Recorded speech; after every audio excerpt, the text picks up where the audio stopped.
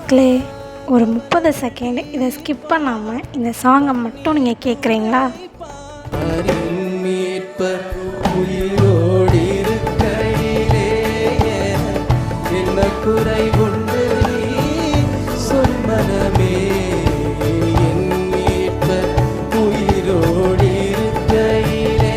ஆமாங்க, நம்ம ஏசப்பா உயிரோடு இருக்கும்போது உங்களுக்கும் எனக்கும் என்ன குறை இருக்கும்? இந்த பாட்டை எழுதினவர் யார் தெரியுமா? சாமுவேல்னு சொல்கிற ஒரு ஐயர். என்னுடைய சொந்த ஊர் தஞ்சாவூர்.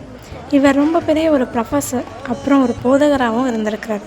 என்னதான் இருந்தாலும் மனுஷங்கன்னா கண்டிப்பாக பிரச்சனை இருக்க தானே செய்யும்.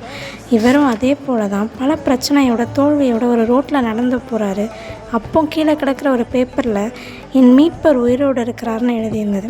அப்போதான் யோபுவோட வாழ்க்கையை தன்னுடைய கண்ணு முன்னாடி கொண்டு வரார். யோபுவை போலவா நான் ரொம்ப கஷ்டப்பட்டுட்டோன்னு அவர் நினைக்கிறார். அதை வச்சு தான் இந்த பாடலை எழுதியிருக்கார். அப்படி தானே மக்களே, நம்ம ஏசப்பா உயிரோடு இருக்கும்போது உங்களுக்கும் எனக்கும் என்ன குறை இருக்க போதும்? மீட்பர் உயிரோடு